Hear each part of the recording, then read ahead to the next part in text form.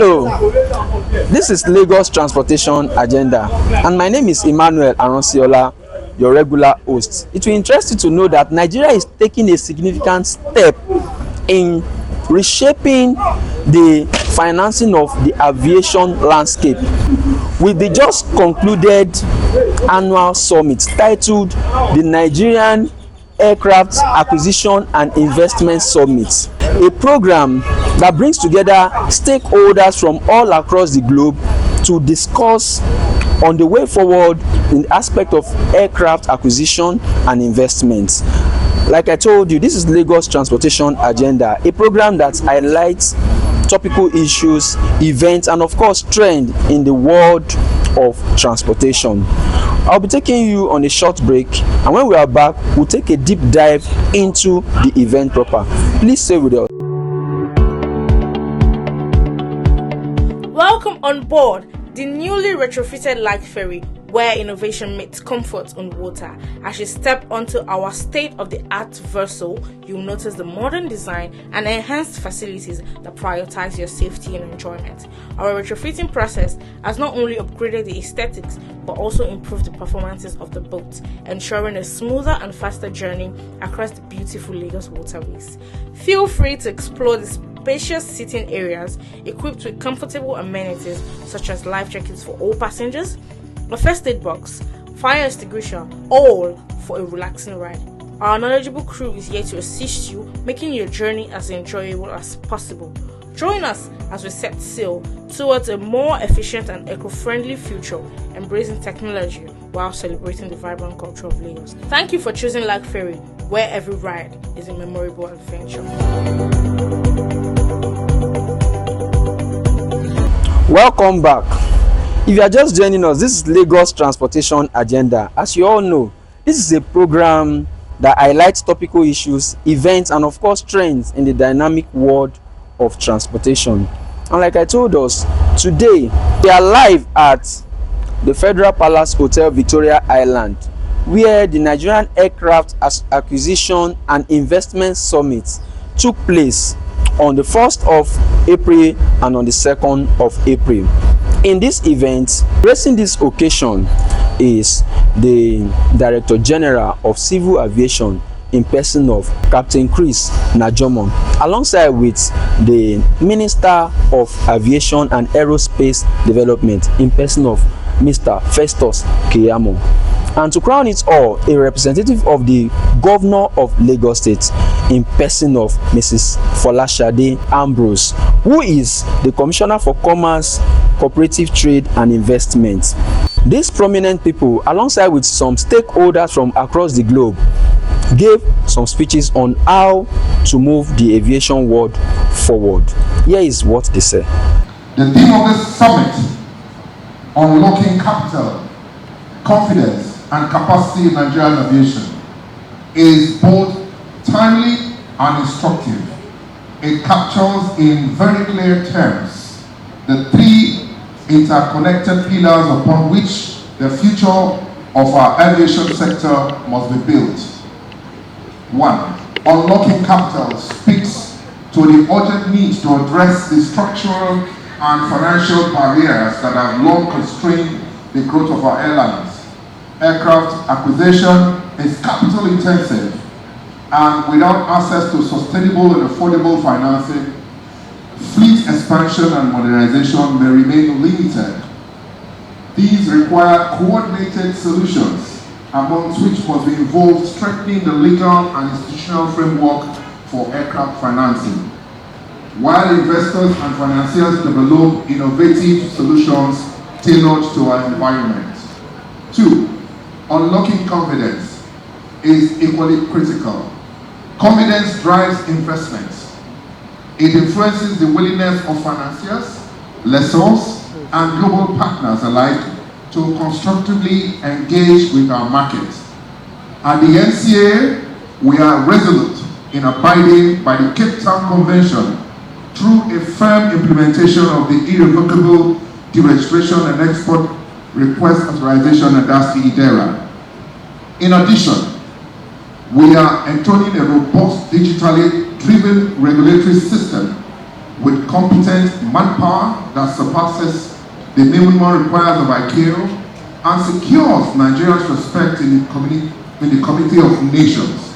Strong regulations backed by transparency, predictability, and strict adherence to international standards, of course, provides that much needed confidence. 3. Unlocking capacity speaks to our ability as a nation to support and sustain growth. This includes operational capacity, technical capability, human capacity, capital development, and the infrastructure required to maintain and operate modern fleets efficiently. Our modus operandi in NCA is anchored on the principle of ease at doing business, of course without compromising standards.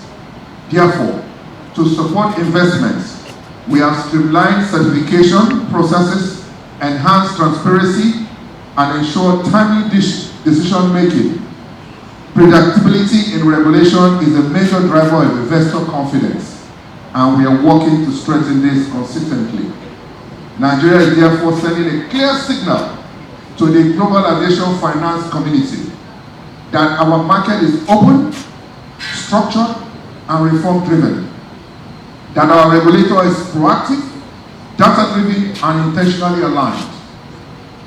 We have more than about 160 frequencies per week by international airlines, by foreign airlines, coming here to feed on our markets. More than 150. There's a particular one, foreign airline, that has more than 45 frequencies per week. And you know the airline, 45 frequencies per week in the Nigerian markets. Flying from 5 different destinations, that particular foreign airline. And under all of these bilateral service agreements, we have the reciprocal rights to also service those goods. Our flag carriers, and we have very proud flag carriers here. What is the difference between our flag carriers and these international airlines that come and feed on our market? It's very simple. It's just a capacity. It's a capacity to acquire aircraft, to acquire equipment. Is the capacity to access the same markets that these foreign airlines also access internationally. So our duty is to ensure that we empower our local airlines, our flag carriers, our very proud flag carriers, so that they can compete also on these international routes. And when these foreign airlines come here, they come here full with Nigerians, and they go back full with Nigerians. 95% of the passengers are Nigerians. There's a market. So we have a duty to, first of all, ensure that we give this market to our local airlines. They share the market. We welcome international airlines. We do welcome them, but we have to share that market with our flag carriers here.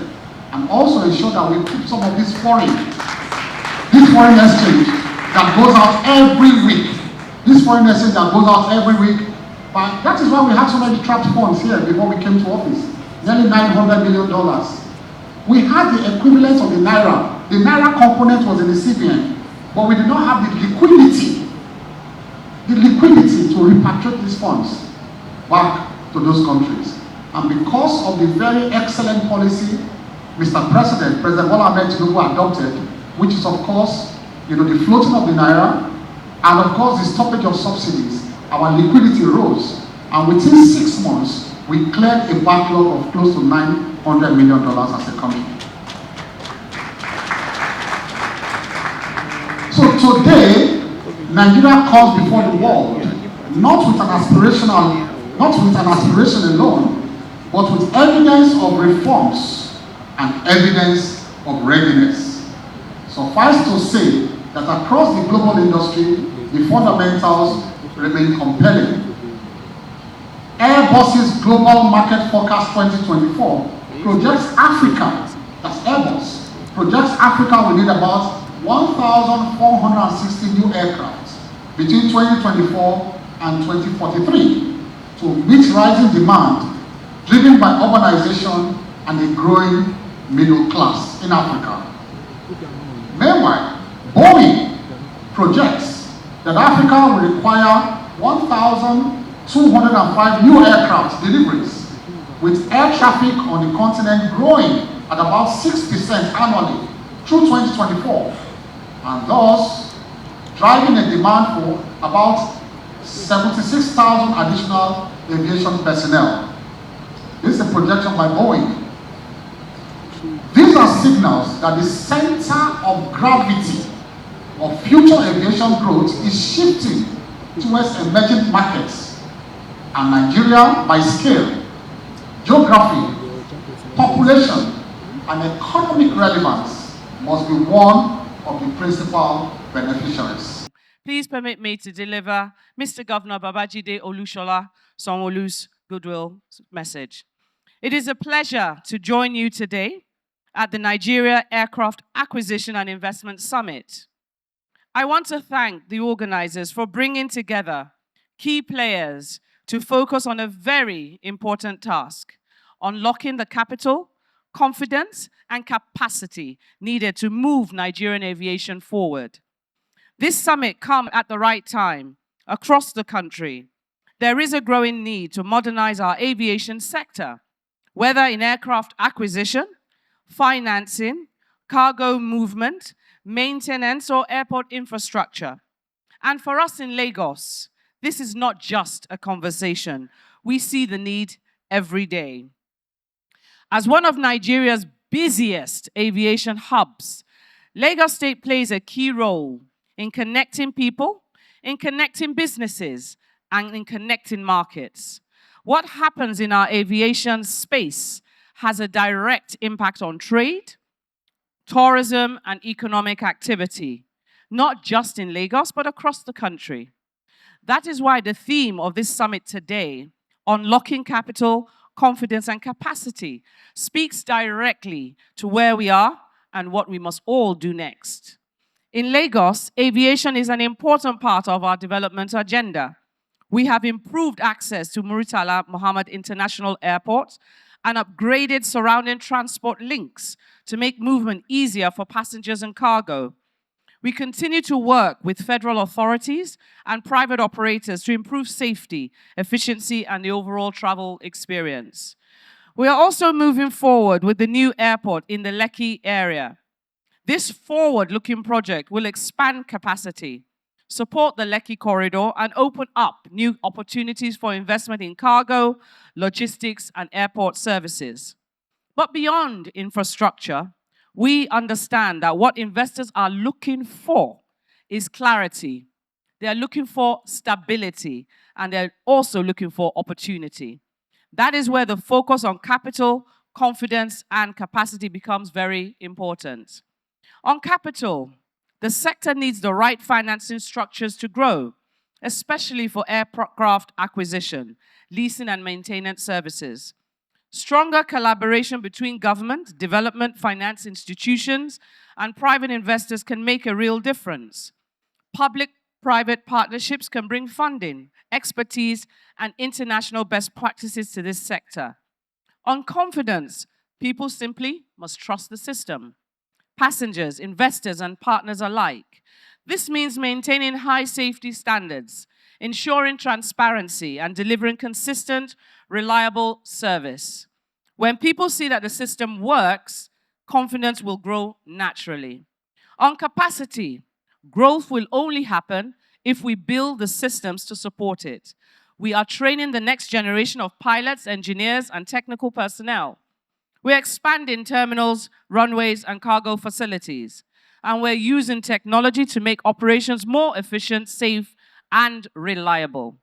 When we bring these three elements together, capital, confidence, and capacity, aviation will become a strong driver of jobs, trade, and connectivity, not just for Lagos, but for Nigeria as a whole.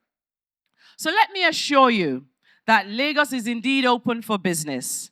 We're open, we're ready for partnerships, and we are definitely committed to support initiatives that will deepen investment, create jobs, and strengthen Nigeria's position as a regional aviation hub. So to every investor and partner here today, Lagos State is not just ready for aviation opportunities, it is ready for you. Thank you, and I wish you very productive sessions. Mr. Babajide Olushola Sanwo-Olu. Welcome back. It's still your show, Lagos Transportation Agenda. And like I told us, we are live at the just concluded annual summit of the Nigerian Aircraft Acquisition and Investment Summit.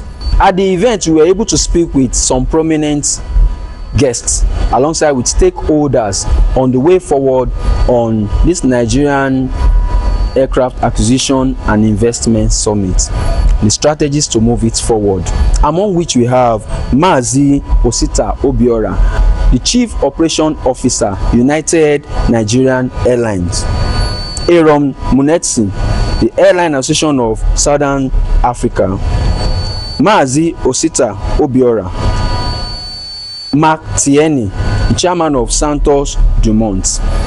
Here is what they say.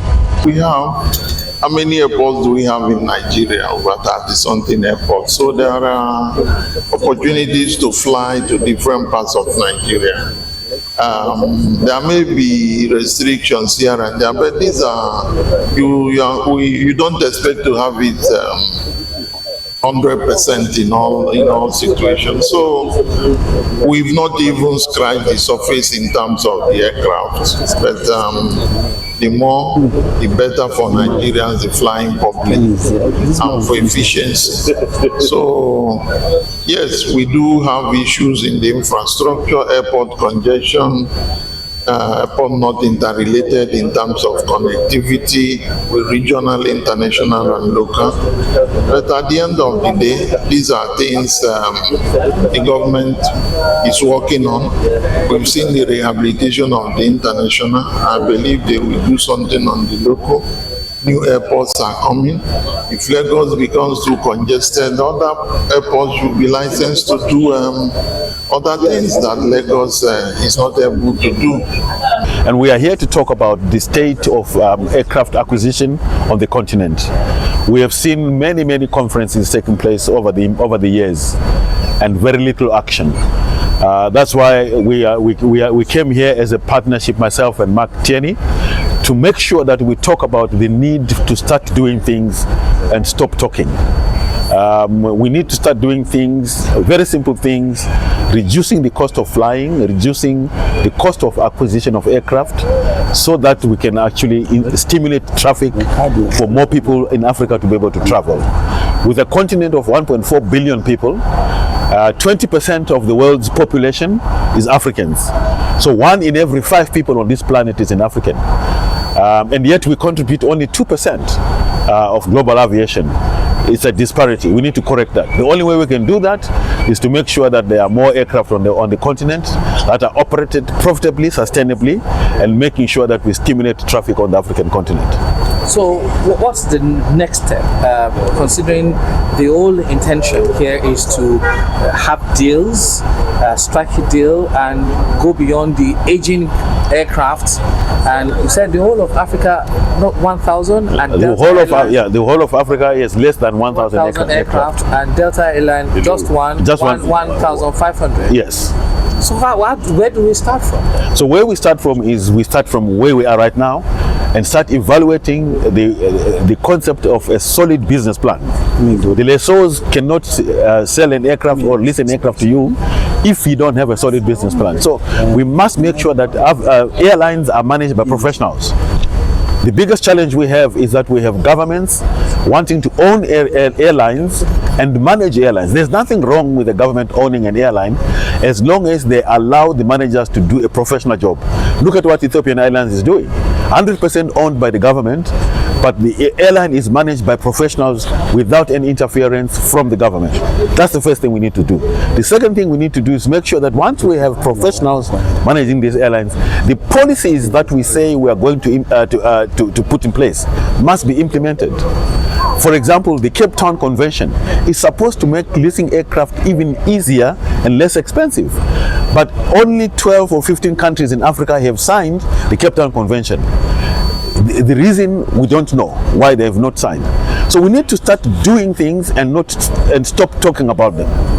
Thank you very much. You're welcome. Summit will be able to facilitate the impact of acquisition of aircrafts and investments on individuals, private investors, and even the individual owners. The summit is very welcome. If late, so to speak. Okay. I'm reminded of the old proverb, when is the best time to plant a tree? And the answer is 20 years ago. 20 years ago. And what's the second best time to plant a tree? Today. So better late than never, you could say. And the summit seems to be sincerely aimed at improving the environment in which aircraft investments can be made soundly and sensibly in order to equip airlines here and regionally to serve the traveling public. Finally, what advice do you have for individuals that are willing to venture into this acquisition business, and on the other hand, private sectors willing to venture into this particular aviation business? What piece of advice do you have for them? There's a joke that I think it was Richard Branson who said, if you want to become a millionaire in commercial aviation, start with $1 billion. Start with $1 billion. $1 If you want to become a millionaire, you start with $1 billion. Right. So I think there's some truth in the humor behind that joke, because it's a perilous industry. If you saw my presentation earlier, you'll see that the profitability from each passenger trip is $1, more or less, per passenger per trip in Africa, which is the lowest profit margin of anywhere in the world. It's very easy to lose that $1. So, of course, there are challenges in an industry where the margins are so tight. And that's why our focus is very much on initiatives to reduce unit costs. Because if airlines are enabled to reduce their unit costs, then they can bring down their airfares profitably. You don't want the airline must make a profit. I think it's clear it must be a profitable business, but profitable on the basis of lower unit costs mean that the airfares can be presented to the public lower, and more lower airfares will enable the people, the traveling public, to be more economically active. Interesting. The Aircraft Acquisition and Investment Summit just concluded has proven to us that it is worthwhile, and a lot of participants has also shown what they've learned in terms of opportunities as well as the complexities of the sector. With this, I want to believe the Nigerian Aircraft Acquisition and Investment Summit is doing a fabulous job. So we are looking forward to the next summit, where most of what has been discussed in this present summit is going to be implemented, and for a better Nigeria. This is Lagos Transportation Agenda, and I remain your host, Emmanuel Aransiola. See you next week. Until then, stay blessed.